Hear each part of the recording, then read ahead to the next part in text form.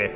But then next came the realizations that one, we might not be able to get into Hawaii because of quarantine, and two, that we may not be able to witness the birth of the baby at the same time because we're both considered visitors of the patient, and patients in hospital systems across the US were only permitting one visitor. It took us a little while to realize we need to stop worrying a lot and take one step at a time, because that's what the government was doing and that's what everyone was doing. We had to have faith.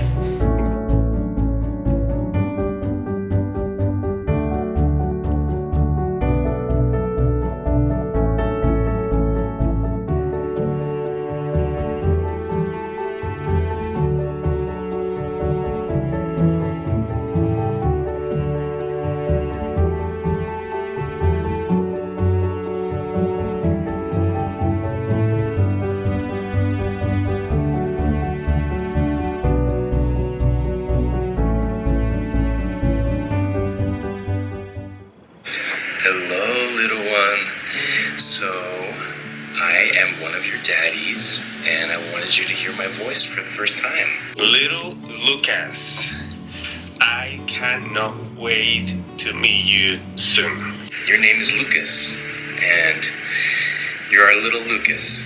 And we chose that name Lucas because Lucas means bringer of light. There's a lot of crazy stuff going on in the world right now, but I know that you are going to come out strong, and you're going to be able to face all the challenges in front of you. So you have two daddies that love you very, very much. They have been looking forward to your arrival for years. Ever since I was a teenager, I was looking forward to having a boy of my own. Your journey has been a long one for the last 3 years, but I'm very, very excited about your arrival. And I want you to know that we are working really hard right now. Both of your daddies. I am one, and Javier is your second daddy. And we are working really hard to build a beautiful home and a beautiful nursery where you can play and have fun. I am here right now, tidying up your nursery. This room that your daddies are putting so much love to put together. And it's amazing how many gifts you received.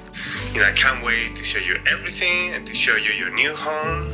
There's a neighborhood here with lots of other children, and we're excited, and they're all very excited to meet you. All of our friends and family are also very excited to meet you for the first time. Stay there, safe, take care of Tahiti. Every day that grows closer to August, we're very, very excited. We will be there very, very soon. We are going to be there together for that first moment when you come out into this world. Okay, lots of love. We love you very, very much, and we know that you're in good hands in the meantime. Pues nada, un besito muy grande y ya está. Chao.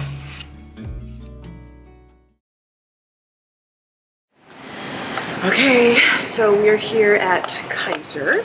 I am officially 36 and a half weeks, and we're going to be doing a dilation check today, as well as taking a swab to test my amniotic fluids for strep B, because if I do have that, then I have to be on antibiotics during labor and delivery. I've never had that before with my other pregnancies, but you just never know. It's a very common thing, which is why they test for it. So yeah, we shall see. I'm also going to be going over my birth plan with my OB/GYN and get all checked up. So we'll see how it goes. New normal.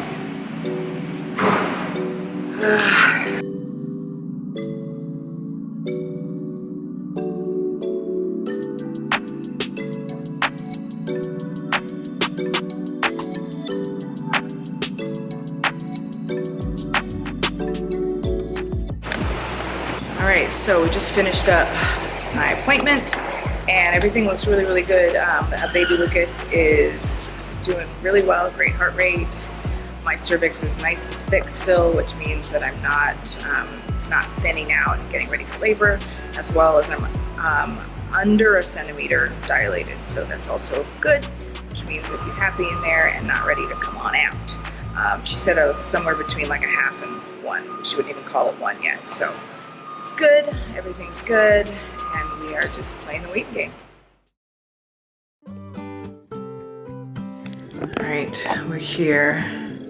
We're here at Kaiser, 37 and a half weeks. Feeling so pregnant.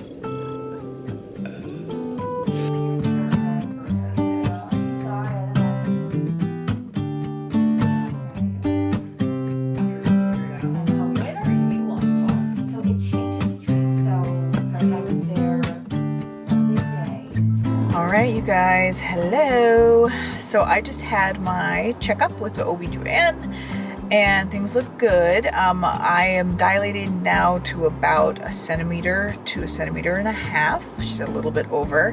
And I am 40% effaced. My cervix is starting to soften. So it's all good news in the realm of getting prepared for labor. Still no prediction of, I mean, I could stay like this again. I could stay at 1.5 centimeters for another week, 2 weeks, or I could have the baby in a couple days, or tomorrow, or Saturday night. But yeah, I'm feeling good, definitely feeling different. So I'm definitely feeling like I am progressing or labor is on its way. But just wanted to keep you up to date, that things are moving along. She did say that I lost my mucus plug. It's a barrier between your cervix. RJ can explain better than me, but it's like this little mucusy thing that keeps the cervix sealed. And when you start to dilate, which is what I'm doing, it starts to come out, and it just looks like egg whites. It's nothing bloody or anything like that. It's just egg whites. So that's where we're at. Just want to keep you guys updated. I'm feeling good. I took a shower. Look, I did my hair for the first time. Shaved my legs, you guys, for the first time in like a month. So I'm feeling good, and I'm ready to have this baby. So get here as soon as possible. Love you guys, and I'll see you soon. So what we like to see, we like to have a period where the baseline's a little flatter like that, but we had to wait, as you can see. Wait, because We why? had to earn that today because you have a very active baby. He's, he's back to being super active. So all these accelerations, we really only need to see 2 of those in 20 minutes. Yeah. So as you can see, we have many. Yes. But yeah, so then we had a little spell there where the baseline Chilled out, and now he's back to being off, but yeah, super active. super active. A very active baby so Very. far.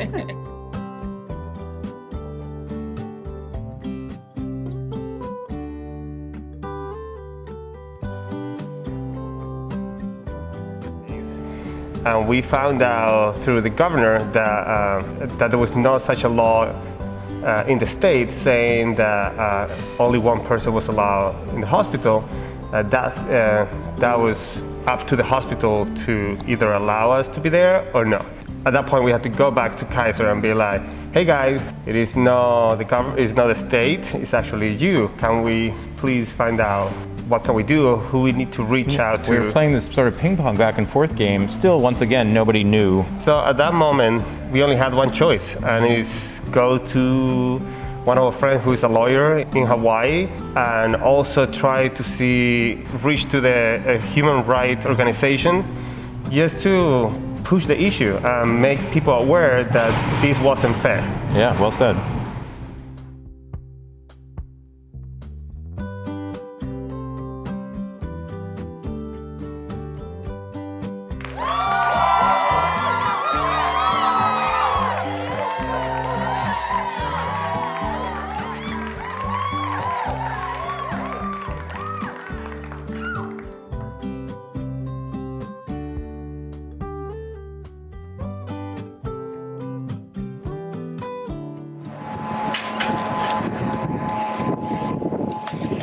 Those are the lovely hurricane sirens in Hawaii. Because what would 2020 be without a pandemic? And now a natural disaster during my pregnancy. It's just seriously, like, what else? Seriously, like, like a hot mess. Today is Wednesday, the 29th, and I am 37 and a half weeks, and I don't know what's going on. I just feel so different, I guess, today. Like I've been getting something's changing. I don't know how to explain that. I've just been getting, I guess, more emotional, like in the middle of the night. Last night, I had a couple like really tight Braxton Hicks that like woke me up, that were like just this overall just cramp ache. Wednesdays are the days that Lyric goes to his dad's, and last night in the middle of the night I was cuddling Lyric and I just had this like overwhelming emotional like need to just want to hold him, because I felt like it might be a little while before I see him again, because I know that after I give birth I'm gonna need probably like at least a week. So that also made me feel strange, like why am I feeling like I'm gonna miss Lyric right now? I really hope I don't go into labor before Sunday, because the dads don't even arrive from California till Saturday at 1, because I literally have nested everything in my house. And because I think from a biological standpoint, like my body doesn't understand that this baby is not coming to this house. So biologically, my body just goes, you must nest. You must get everything prepared and everything in its place. So I've cleaned out like every drawer, every like cabinet. Yeah, this is gonna be interesting. And this kiddo kicks so much. I did get my strep test back and I am negative for strep in my amniotic fluid, which is great, which means I do not have to be on antibiotics post or during labor. But yeah, something's weird. Something's different. So it's either exciting or terrifying.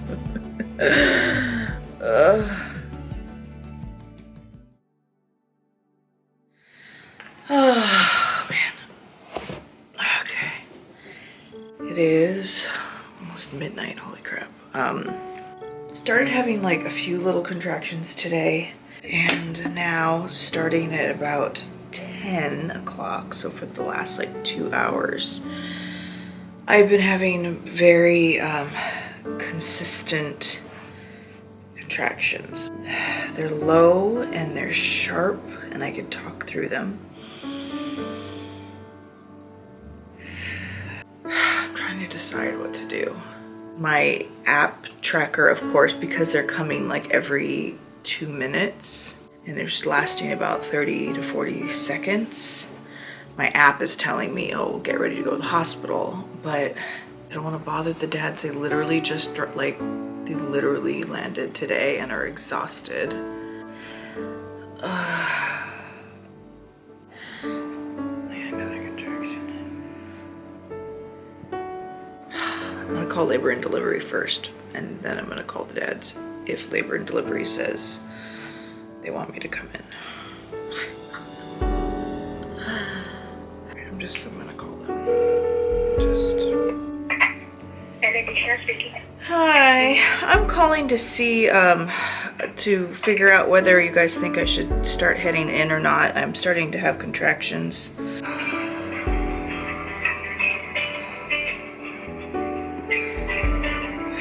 Hi, tell me what's going on. So I started having like very mild contractions, like around between like 7 and 9 o'clock. But they were like 1 or 2 every hour. And then so from about 10 o'clock though till about now, I've been timing them and they've been really consistent, like every 2 minutes, but they're definitely painful. Like my back is really starting to kill me. I've been listening to like my hypnobirthing stuff, like but they've been consistent, but I haven't had a bloody show. I had lost a little bit of mucus, but and this guy is going to be 38 weeks on Monday, so we're like a day short of 38 weeks. Baby's pretty much term at this time, so we wouldn't, be surprised if you're actually in labor, around this time, because you do have history of preterm as well. Yeah, we probably, since you're getting more uncomfortable, you probably would want you to come in. Do you feel like you want to come in now? I think you should wait an hour, see how things go. If things do get worse, as far as then I'll pain call and them. contractions get worse, and then definitely call, and then we'll have you come in and be evaluated. All right, Yeah? perfect. Okay. Okay, thank you so much. Sounds good. Okay, Thank you. Thank you. Okay, Bye. okay, bye. Hello. Hi. Hey. Yeah. I think I'm in labor and I don't want to call them. That's. You don't want to call them? I know, I feel bad, like they just got here and like they're trying to sleep. My back like is killing me, but like I can still like talk through it, Well, what if you're also having a baby? You don't want to have your baby in your living room.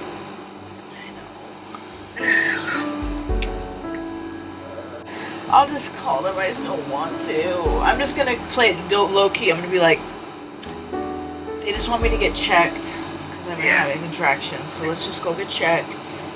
Yeah. I just don't want to. I know. But, Tahiti, nature is calling. You gotta.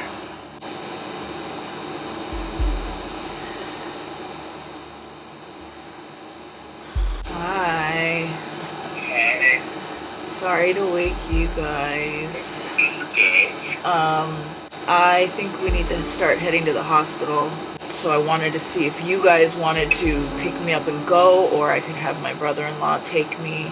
So these are going to be false contractions. These could be actually contractions. We don't know yet. We won't know until we check my dilation, but they're definitely intense and consistent, which is abnormal for Braxton Hicks. I would say go down just to check out, just to be sure. You never know before to bring us away. Sorry, I'm sorry to wake you. I wanted you guys to be able to rest. Okay, well listen, I'm gonna find a So I put on some makeup. My brother-in-law has picked me up.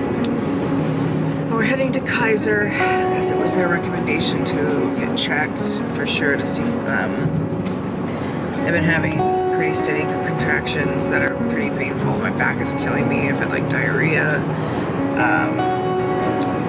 since about 10 p.m. and it's, what time is it? It's almost 2. So it's about 4 hours of like listening to my hypnobreathing stuff. I finally called the daddies. They don't have the rent-a-car that they were supposed to have, so they're probably just going to Uber it down to the hospital if they need to come, and if I'm going to get checked in, if I'm going to stay. But yeah, so that's what's happening. Thank you to Carlos.